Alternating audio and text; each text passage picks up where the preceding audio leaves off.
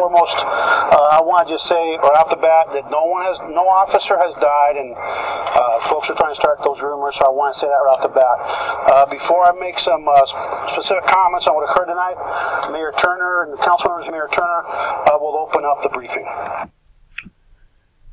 All right. So I did a video, I believe it was yesterday, the day before, maybe.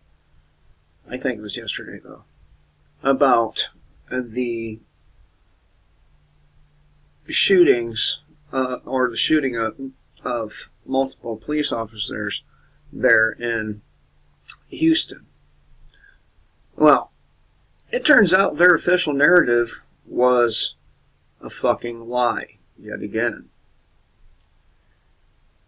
The title of this video should be something like, Law-Abiding Citizens Gunned Down Needlessly by Police, or something like that. So there's an article over here at the Free Thought Project.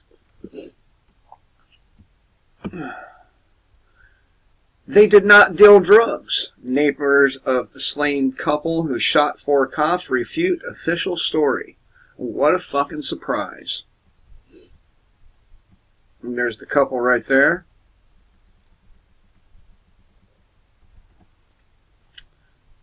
Four Houston police officers were shot on Monday during a drug raid on an alleged heroin dealer's home. Unfortunately, the officers are all expected to survive.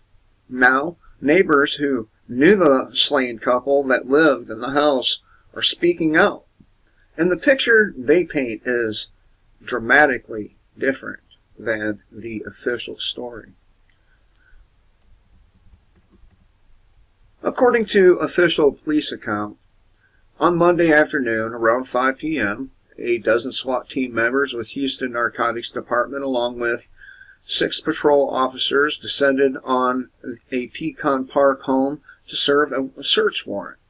According to police, a tip from a neighbor led to an investigation in which black tar heroin was allegedly purchased from the couple's home, and the search warrant was executed on Monday. As police entered the home, they claim one of the suspects, Dennis Tuttle, opened fire and 4 of the officers were shot. Another officer injured his knee during the raid but was not shot. Police then said that Tuttle's wife, of 22 years, Rogina Nicholas Tuttle, attempted to grab one of the officers' guns, and she was killed as well. Now, let me stop right there for a minute. Does it make any sense that a woman who just witnessed her husband get gunned down by a cop try to grab for one of the officer's weapons? Does that make any sense? I don't think it does.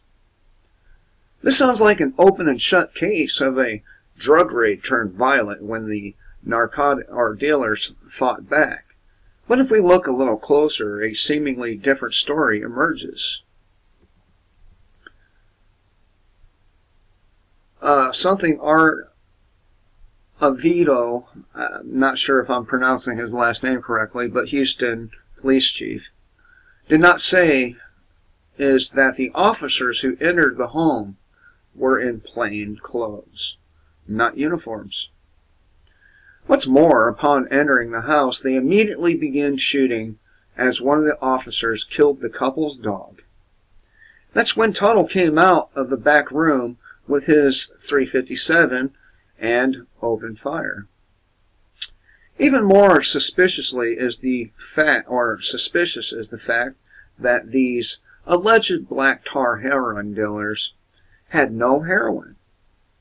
The only thing the police alleged to have found was a small bit of marijuana and a white powdery substance. Police also said they found several guns, which all happened to be entirely illegal. Robert Onto, who lived across the street from the couple, for the last 30 years considered the couple dear friends. He told Click to Houston that Tuttle would have never fired on police officers. In quotes, if he would have known it was police, he would have never shot, Onto said. No way, he obeyed the law. I tell you, he was a straight-up guy. See what obeying the law gets you? It gets you the same treatment as an actual heroin dealer. You know, like Roger Stone. He got treated like a criminal, didn't he? 20-some-odd FBI agents with rifles and guns drawn go to a 66-year-old man's house. Another neighbor, Esmeralda Bursara, who battled cancer alongside Nicholas, backs up Onto's statement and said this loving couple would have never hurt anyone. Do you know how I felt? In quotes, said Barsara, crying. There's no more tears in me. I went over there to go leave flowers. I almost fainted. In quotes, I can't stop crying. And yes, they were good people, wrote one woman who knew them on Facebook. According to Tuttle's sister, Tuttle was also a disabled veteran.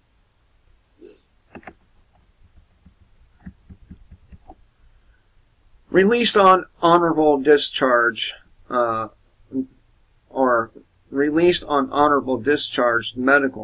Tuttle's sister Elizabeth Ferrari said. He had debilitating injuries for many years, and it's a sad situation. Another person said, I don't buy it at all. Or, no, she actually said it. Ferrari said of the official story, not one hot minute. Nicholas Tuttle was also a big-time supporter of the police. Keep killing your supporters, police. You're not going to have anybody else out there. And, fuck, might be open season on you. A lot of people are getting sick of you. A lot of people. And it's a good thing. Stuff like this won't happen anymore. People who, hide behind the power of the state, pretending to be brave little soldiers.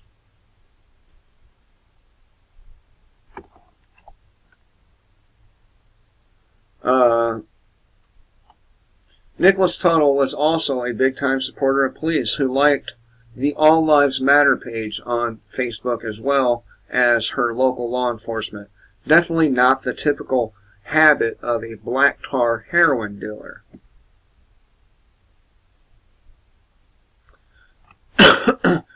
Every neighbor who lived by the couple gave similar testimonies, making the claim that neighbors reported them as drug dealers hold even less water.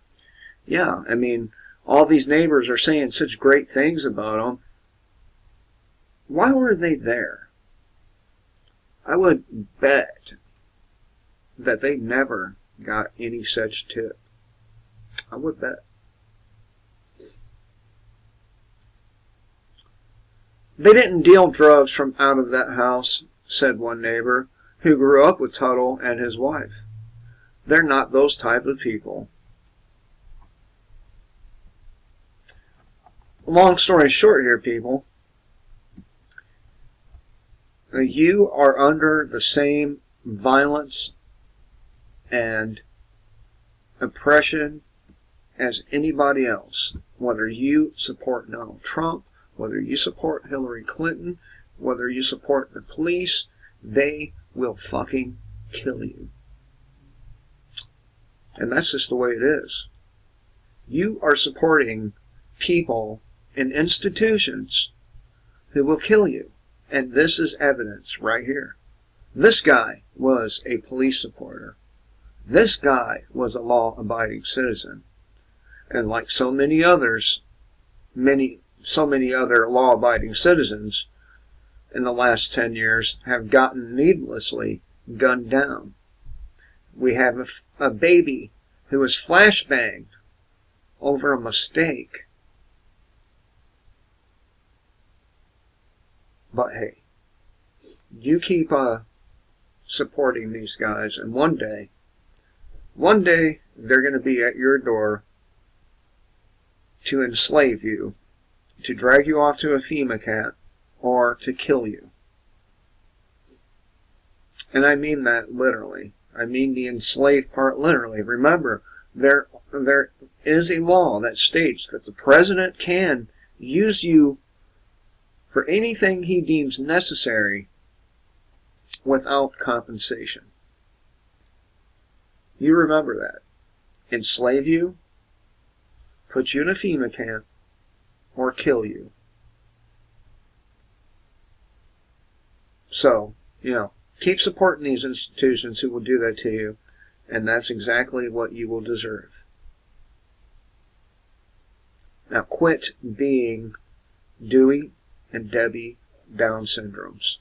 Quit supporting people who want you dead. Quit. Till next time, kill the state before the state kills you.